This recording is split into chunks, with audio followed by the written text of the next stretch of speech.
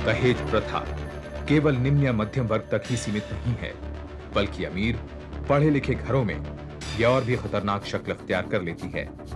अपनी शान या समाज में इज्जत के नाम पर लड़के वालों की जायज नाजायज मांगे पूरी की जाती हैं, लेकिन जब तक लड़की का परिवार और मांगों को पूरा करने से इनकार करता है, तब तक बहुत देर हो जाती है।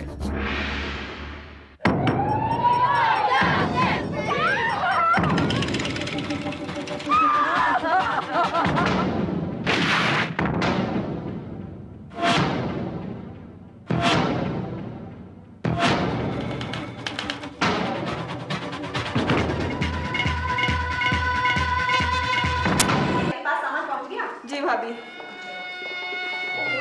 वो टेंट वाले को फाइनल कर दिया ना?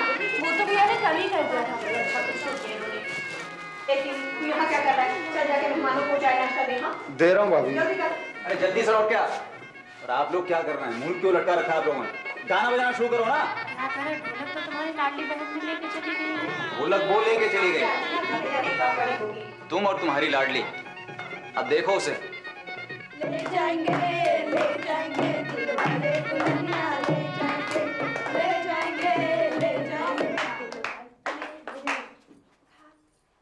अर्चू, ये क्या हो रहा है?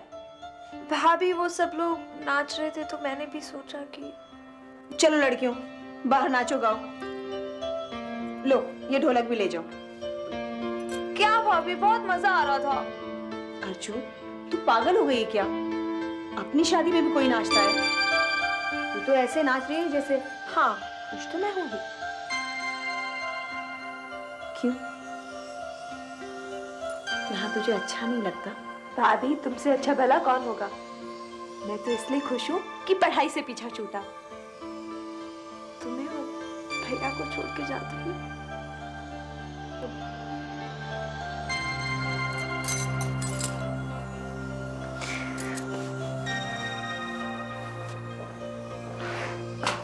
फिर शुरू हो गया तुम्हारा गंगा जमुना बहना। अरे इतना ही दुख हो रहा है तो रोक लो ना। हमारे बीच में आप मत बोलो, आप अपने काम से काम रखो। हाँ अर्चू, अभी मुझे बहुत सारे काम करने हैं।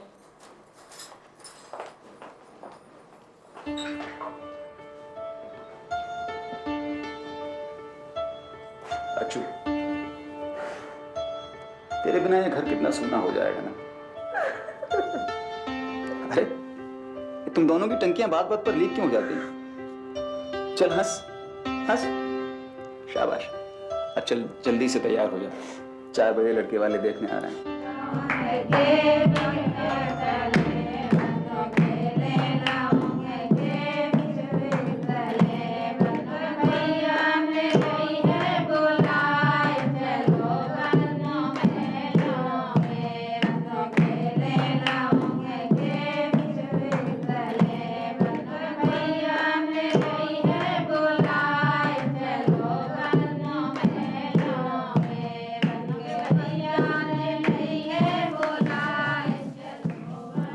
सोना तो बड़ा हल्का पहना है लड़की ने। ये सब बातें बाद में हो जाएंगी, रस्म तो पूरी हो जाने दो। अरे जो चाहिए अभी कहेंगे, बाद में चाहे मिले ना मिले।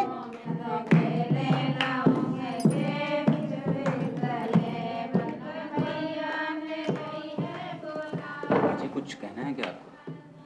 हाँ, तुमसे कुछ बात करनी है। ठीक है, अंदर चल के बात करते हैं, आइए।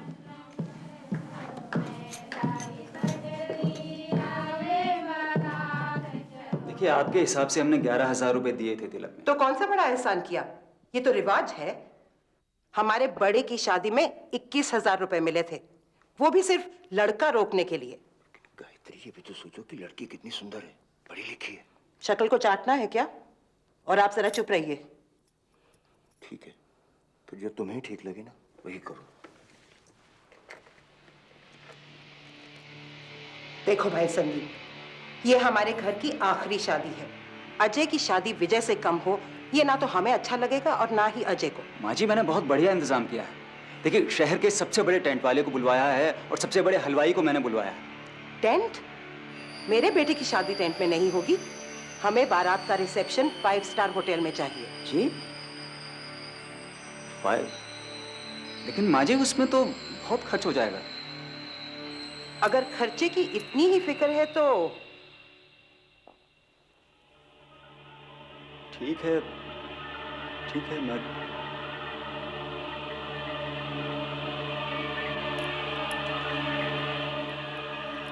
हाँ तो कर दी, लेकिन कितना खर्च हो जाएगा मालूम है कुछ? इतना पैसा लाऊंगा कहां से? काम भी मंदा चल रहा है आजकल। अगर लॉकर से मेरे गहने भी। क्या बकवास कर रही हो तुम? नहीं, मैं ऐसा कभी नहीं होने दूंगा। देखो, अर्चू को हमने बचपन से पाला है। हाँ, अगर माँ पिताजी जिंदा होते तो और बात थी। अभी तो सभी कुछ हम ही को करना है ना।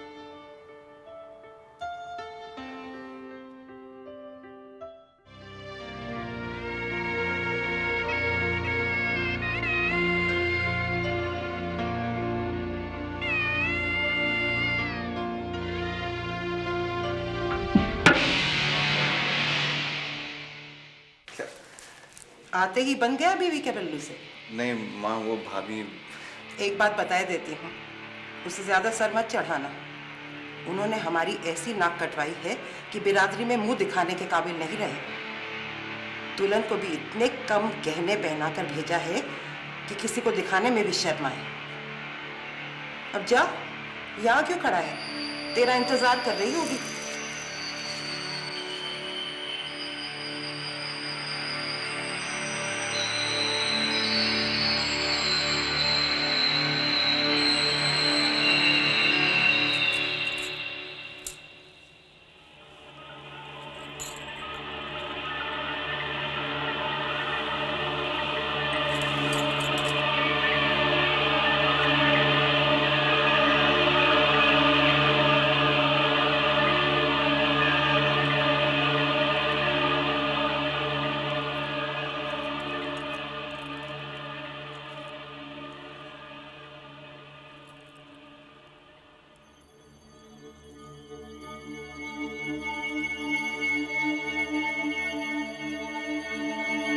क्या हुआ?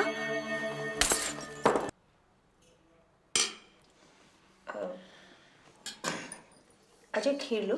नहीं, बस बहुत हो गया। अच्छा, तू लेगी और? लाओ मुझे दो।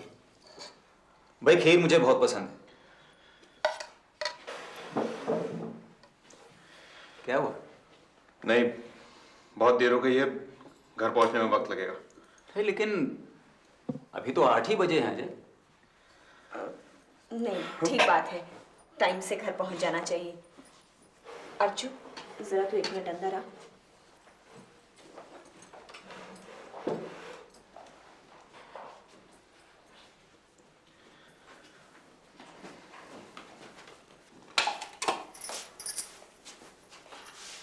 बता अर्चू, क्या बात है?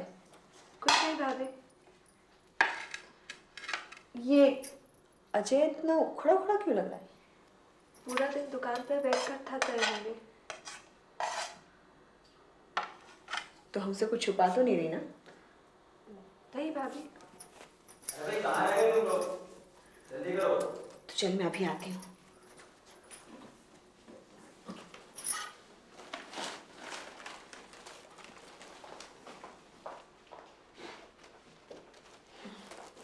अर्चू, ये तेरे लिए और ये हमारे दामाद जी के लिए सूट कमीज। इसकी क्या जरूरत थी? बहुत कपड़े हैं हमारे पास। लेकिन ऐसे खाली हाथ कैसे जाने देंगे?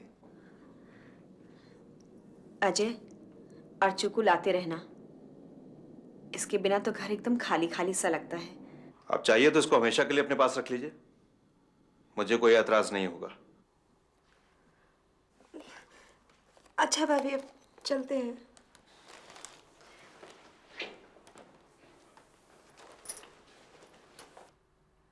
ये अजय को क्या हो गया? इस तरह क्यों बात कर रहा है? ऐसे कैसे चले आए? मुंह पर मारना था कपड़ा। हमारी भी कपड़े की दुकान है, चीज का दाम क्या हम नहीं जानते? माँ जी, मेरी मौसी की लड़की से देवर जी की शादी हुई होती ना तो पूरा घर भर जाता। माँ जी, अब हर बार तो भैया महंगी चीज नहीं ला सकते ना। इंदिरा, इंदिरा, मेरी मां के सामने कोई नहीं बोलता, कोई नहीं। लातों के भूत बातों से नहीं मानते। इसे इसकी औकात बता दी, अच्छा किया। और सुन ले, अगले महीने सिंदूरा आ रहा है। अपने भाई से कहना हमें कपड़ा नहीं सोना चाहिए, नहीं तो मुंह ना दिखाए अपने यहाँ पे।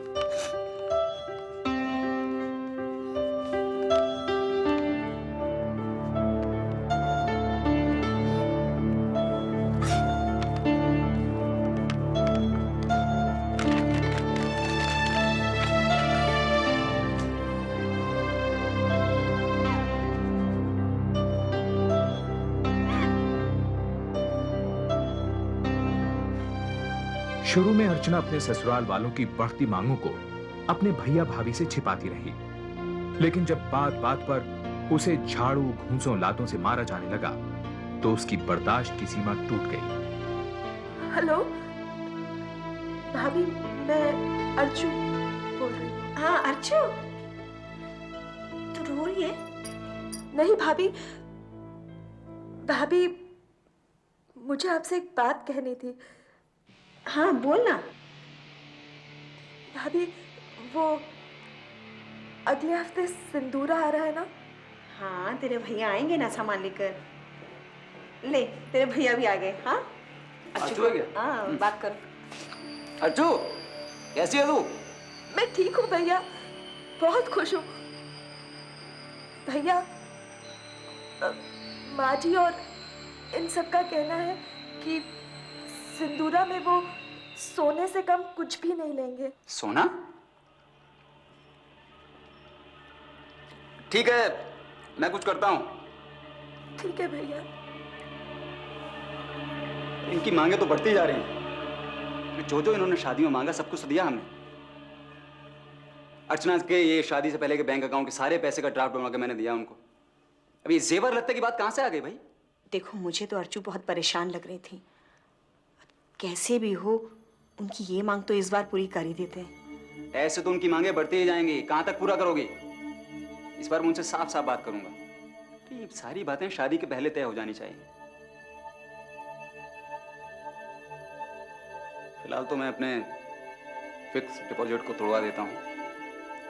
क्या क्या तुम बताओ? एक अर्चू के लिए चेन ले देना सोने की, और उसकी सास के लिए भी कुछ।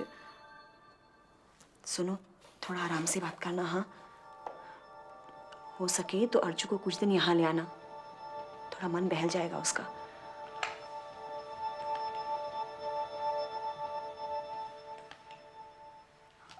अर्चना दिखाई नहीं दे रही माँ जी।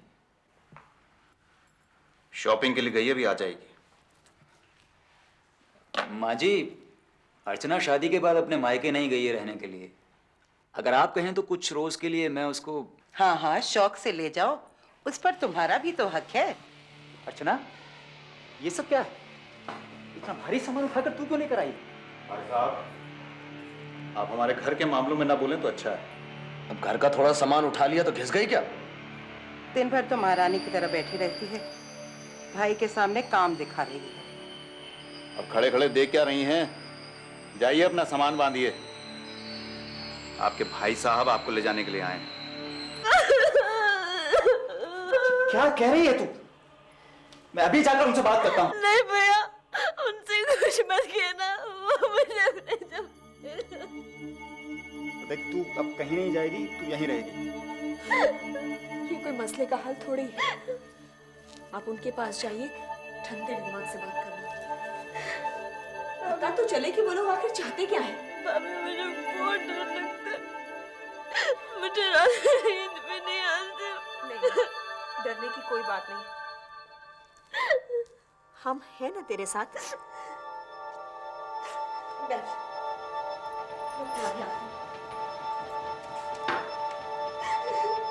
नहीं अर्जुन, रो मत, सब ठीक हो जाएगा अर्जुन, रोना नहीं,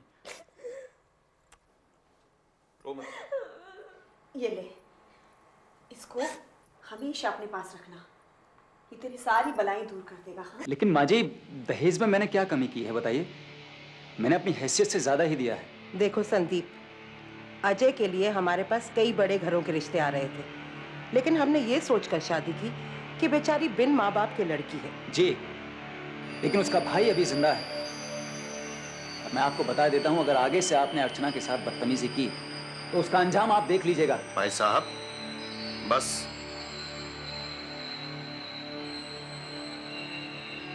ठीक है माँ जी, मैं चलता हूँ। मामला हाथ से बाहर निकल जाने के डर से संदीप ने चुप लगा ली। अर्चना पर उसके ससुराल वालों का अत्याचार बढ़ता गया। अर्चना से नौकरों की तरह बर्ताव किया जाने लगा।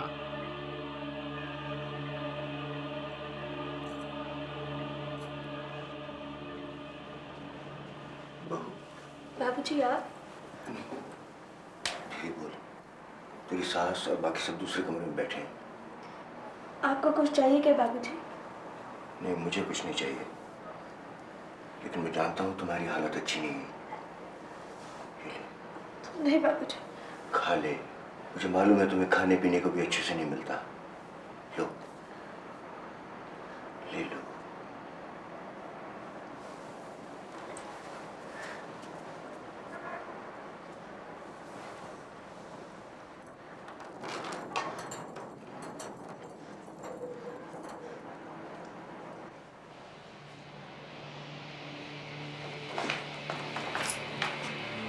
तो अब तू चोरी करने भी सीख गई? नहीं, मैंने नहीं की चोरी।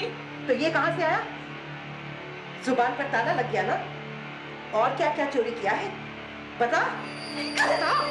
क्या हुआ माँ? देख, संतरा चोरी करके खा रही है। आग लगे इसकी जुबान पर।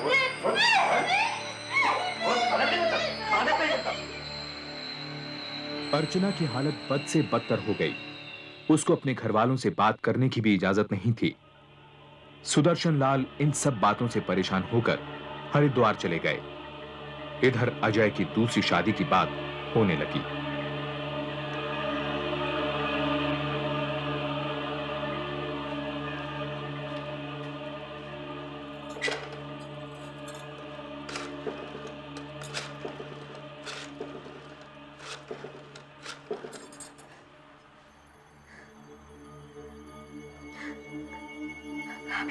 अर्चू, कितने दिन बाद फोन किया? मैंने तेरे घर फोन किया था, शायद तेरे जेठानी ने उठाया। कह रही थी तू अजय के साथ घूमने गई है। चल अच्छा है, तो अपने घर में खुश तो है।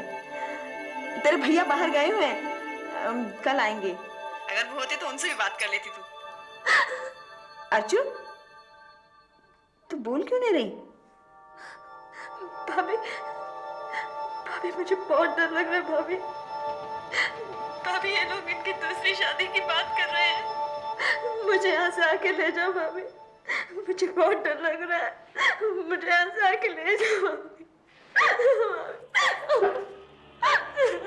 Hello hello hello Archu, hello. तुझे मना किया था ना फोन को हाथ नहीं लगाना। गलती हो गई, आप नहीं लगाऊंगी, माफ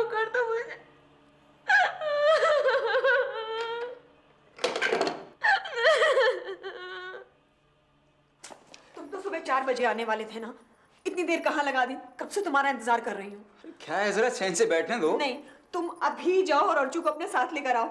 अब मैं उसे उस घर में एक दिन भी नहीं रहने दूंगी। क्या है मधु, तुम इतनी घबरा क्यों रही हो?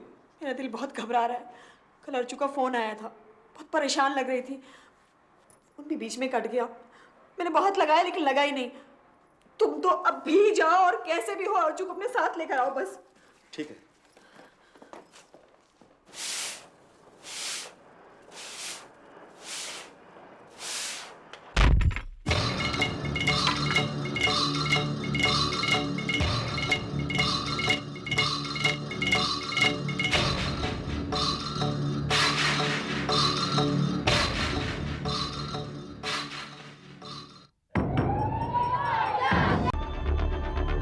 अपने भाई भाभी संदीप और मधु के घर नाजों से पली अर्चना छाबड़िया की शादी अजय गुप्ता से बड़ी धूमधाम से होती है। लेकिन अजय का परिवार शादी में मिले दहेज से खुश नहीं था और दहेज लाने के लिए अर्चना पर अत्याचारों का सिलसिला शुरू हो जाता है।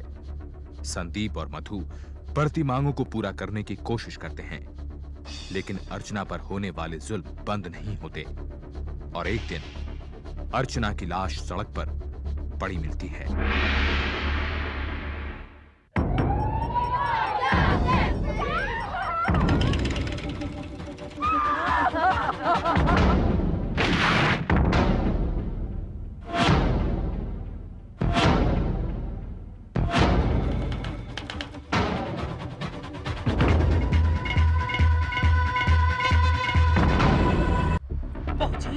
बाबूजी, हे भगवान, अरे कोई जल्दी आओ, बाबूजी ऊपर से गिर गई। अरे कोई आओ ना, शायद अभी जान बाकी हो। अरे ये तो 3 नंबर वाली छोटी बहू है, लेकिन ये ऊपर से नीचे अरे पता नहीं कैसे गिर गई। जल्दी से जाओ, उनको बुला के लाओ। बाबूजी, अरे ये कोई आया है। अरे अरे देखिए, आप भी देखिए, बाबूजी नीचे गिर गई ऊपर शायद से। अभी जान बाकी हो। देखिए जल्दी से, हे भगवान बचा लो बाबूजी को।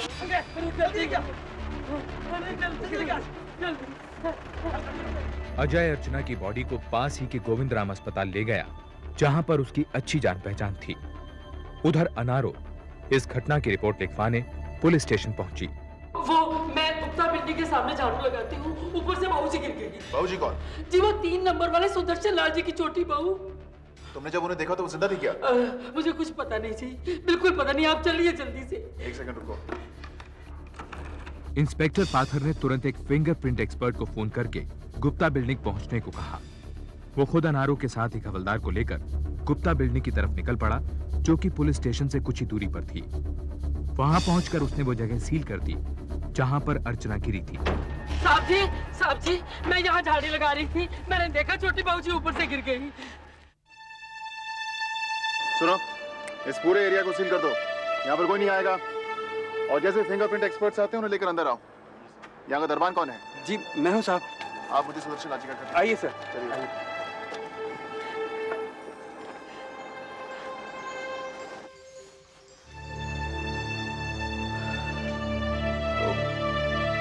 बाबूजी को हरिद्वार से बुलवा लेते हैं।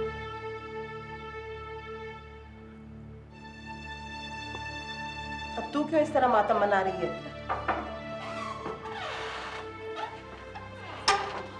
सुदर्शन लाल जी वो तो हरिद्वार गए हुए। आप? मैं अजय, सुदर्शन लाल जी का छोटा बेटा। अर्चना आपकी पत्नी थी, आज सुबह उसकी मौत हो गई।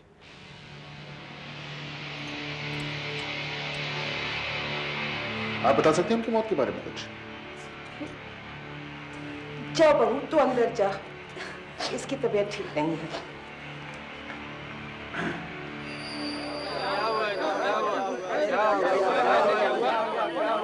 क्या बात है भाई साहब? अब हम कैसे बताएं कैसे हुआ? अर्चना रोज सुबह कबूतरों को दाना डालने जाती थी, आज भी गई होगी। पता नहीं कौन सी सुध में रहती थी।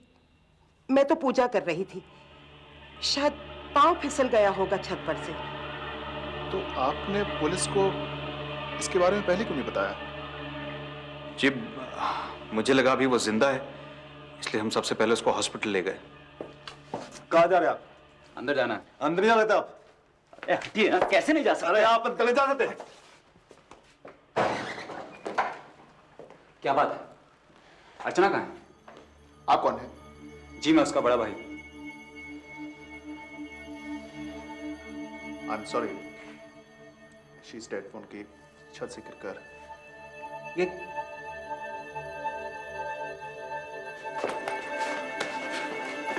तूने मेरी बहन को मार डाला। क्या बात करते हैं भाई साहब? अर्चना का पाँव फिसल गया। पाँव नहीं फिसला है, तूने उसे छत से धक्का दिया है। इंस्पेक्टर साहब, गिरफ्तार कर लीजिए इसको। इसने ही मेरी बहन को मारा है। साहब फिंगरप्रिंट वाला है। ठीक है, जाओ। बॉडी कहां पर है? पास के गोविंदराम हॉस्पिटल में। आप चाहें तो आप घर जा सकते हैं, मैं बाद में आके आपसे बात करूंगा।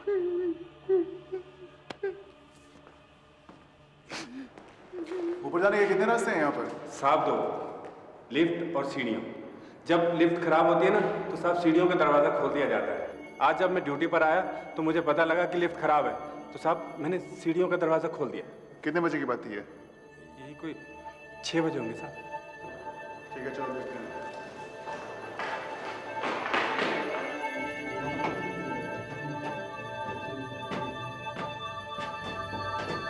इंस्पेक्टर पाथर को सीढ़ियों में एक छोटा चाकू मिला। उसे छत के पास टूटी हुई चूड़ियां भी मिली। छत की मुंडेर के पास से उसे एक जोड़ी लेडीज सैंडल्स मिले, लेकिन दाएं पैर की सैंडल बाईं तरफ और बाएं पांव की सैंडल दाईं तरफ थी।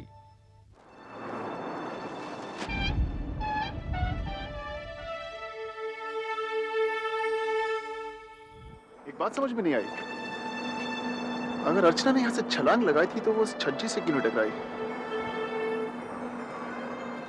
नीचे चलिए आप लोग।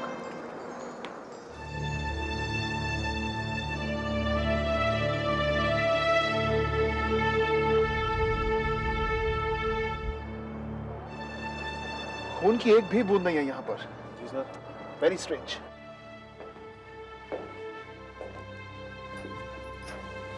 बड़ी देर लगा दी। अर्चू कहाँ है?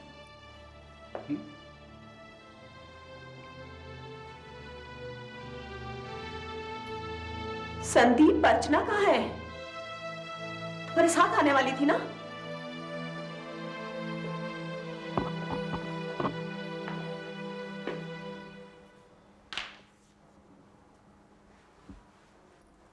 संदीप, अर्चना कहाँ है? मेरे अर्चू कहाँ है?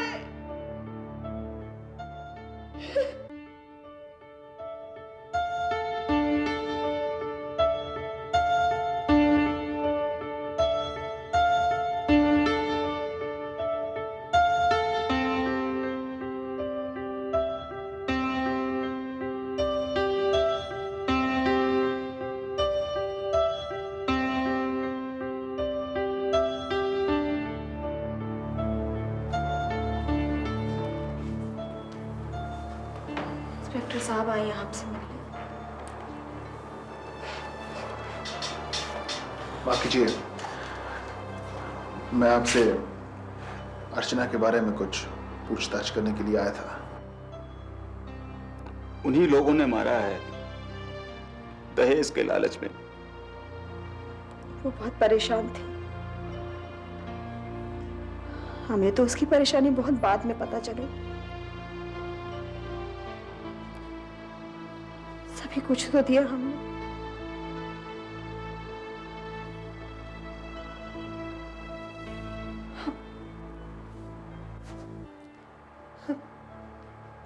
ये हो जाएगा कभी सपने में भी नहीं सोचा था। अगर मैं उसे यहां से जाने ही नहीं देता तो शायद जिंदा होती आज। मधु और संदीप ने इंस्पेक्टर पाथर को दहेज के रूप में दी गई रकम और जेवर वगैरह के डिटेल्स दिए। अर्चना पर होने वाले अत्याचारों के बारे में उन्होंने इंस्पेक्टर को बताया। पोस्टमार्टम हो जाने के बाद अर्चना की बॉडी उसके परिवार वालों को सौंप दी गई।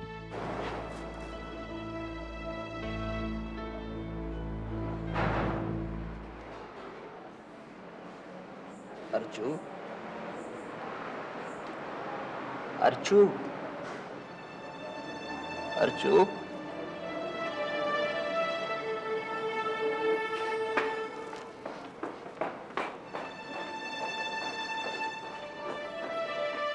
मधु और संदीप के बयान के आधार पर इंस्पेक्टर पाथर ने गायत्री देवी, अजय और विजय को अर्चना की हत्या के इल्जाम में गिरफ्तार कर लिया। इस दौरान सुदर्शन लाल भी हरिद्वार से लौट आए थे।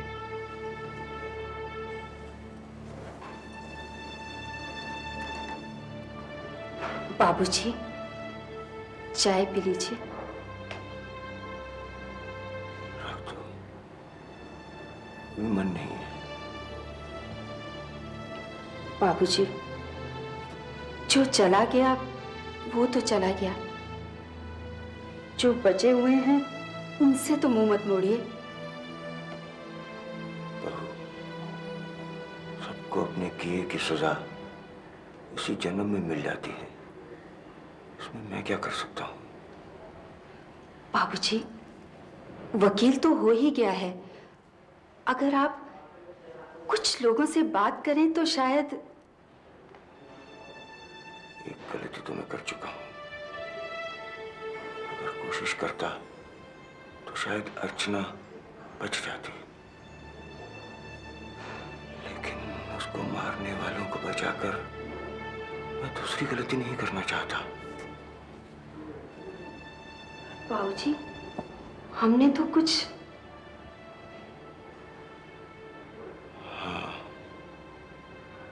इतना जरूर कर सकता हूं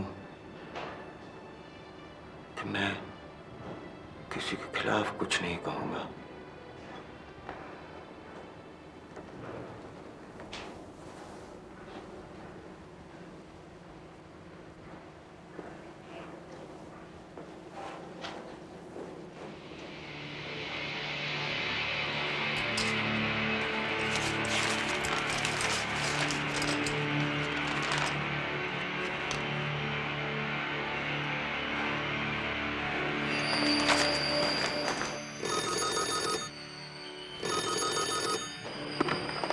इंस्पेक्टर पाथर। जी, मैं सुदर्शन लाल जी के यहाँ से बोल रही हूँ।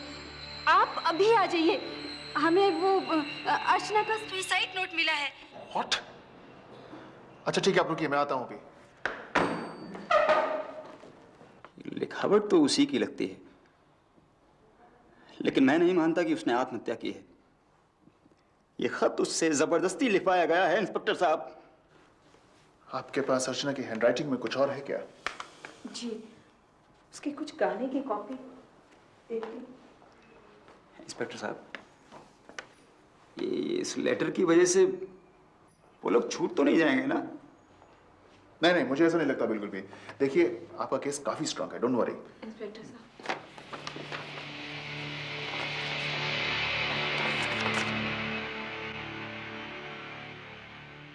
इस बीच मारवाड़ी समाज से संदीप को पूरा समर्थन मिल रहा था। जगह जगह जुलूस निकाले गए और दहेज के लालची हत्यारों को कड़ी सजा देने की अपील की गई। पुलिस की तहकीकात खत्म होने के बाद यह केस सेशंस कोर्ट पहुंचा। प्रोसिक्यूशन लॉयर नागपाल ने केस के डिटेल्स कोर्ट के सामने रखे। योर ऑनर, जिस जगह अर्चना की डेड बॉडी गिरी थी वहां से खून का एक कतरा भी नहीं मिला। इससे बात साफ जाहिर है कि अर्चना की मौत पहले ही हो चुकी थी। अर्चना की मौत के बारे में और जानकारी हासिल करने के लिए मैं अर्चना का पोस्टमार्टम करने वाले डॉक्टर त्रिपाठी को विटनेस बॉक्स में बुलाना चाहूंगा। डॉक्टर त्रिपाठी, अर्चना की मौत की वजह? जी, अर्चना के शरीर में 34 मल्टीपल इंजरीज थे, जिनमें से 20 अंदरूनी चोटें थी। उसके शरीर पर मल्टीपल फ्रैक्चर्स थे। उसके 10 रिब्स टूट चुके थे। उसका लीवर, स्प्लीन और लंग्स सब बुरी तरह रप्चर्ड थे, जैसे किसी वाइटल रिएक्शन की वजह से हुआ होगा। उसके चेहरे पर नाखूनों के निशान भी थे। अच्छा डॉक्टर, क्या यह सच है कि जब अर्चना की डेड बॉडी को हॉस्पिटल लाया गया तो उसके कपड़े फटे हुए थे, लेकिन उन फटे हुए कपड़ों से चोटों के कॉरेस्पॉन्डिंग निशान नहीं मिले? जी, ये सच है। योर ऑनर, हर रोज की तरह उस रात भी अर्चना की कस के पिटाई की गई।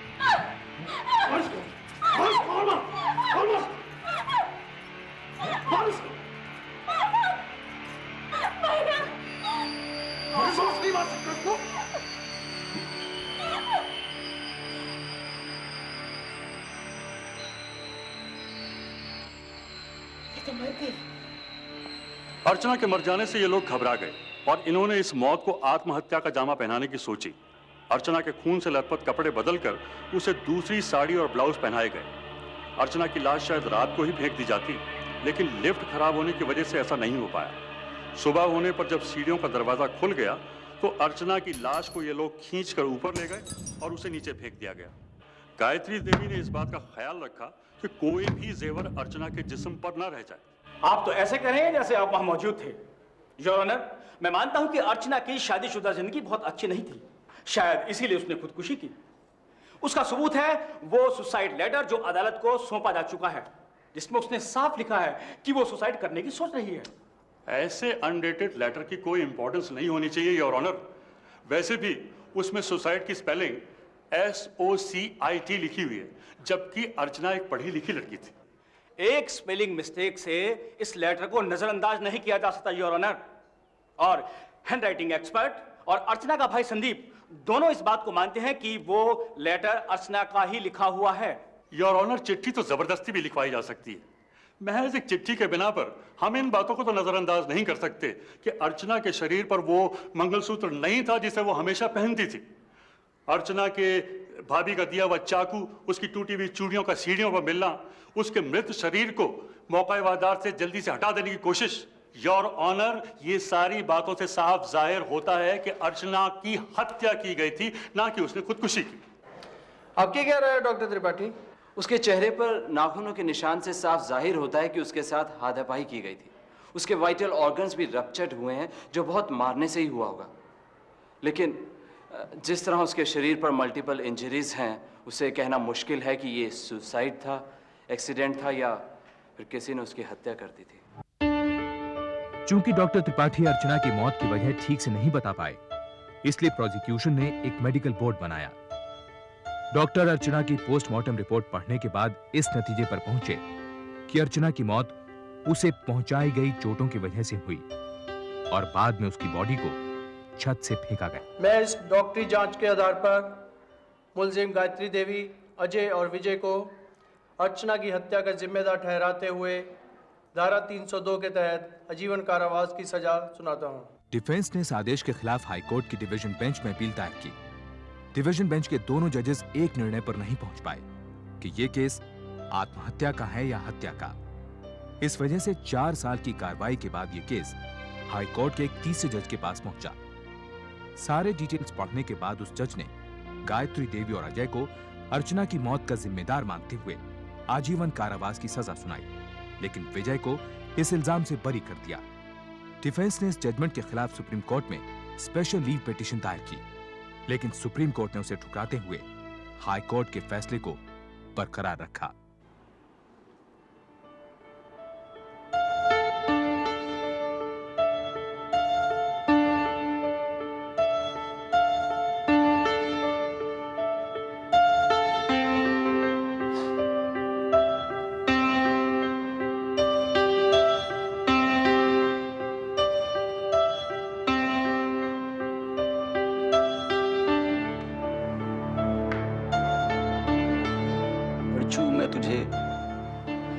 जीते जी तो खुशी नहीं दे पाया, इस बात का दुख मुझे हमेशा रहेगा। लेकिन एक बात की तसल्ली है कि उन हत्यारों को सजा दिलाकर मैं तेरी आत्मा को शांति दे पाया हूं।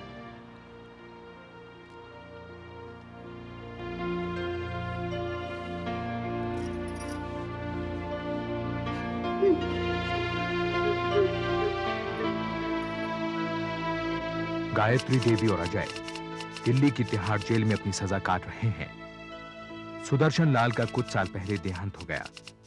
मरने से पहले वो अपनी जायदाद से अर्चना के नाम एक ट्रस्ट बना गए। विजय और सुकन्या दिल्ली छोड़कर कहीं और चले गए।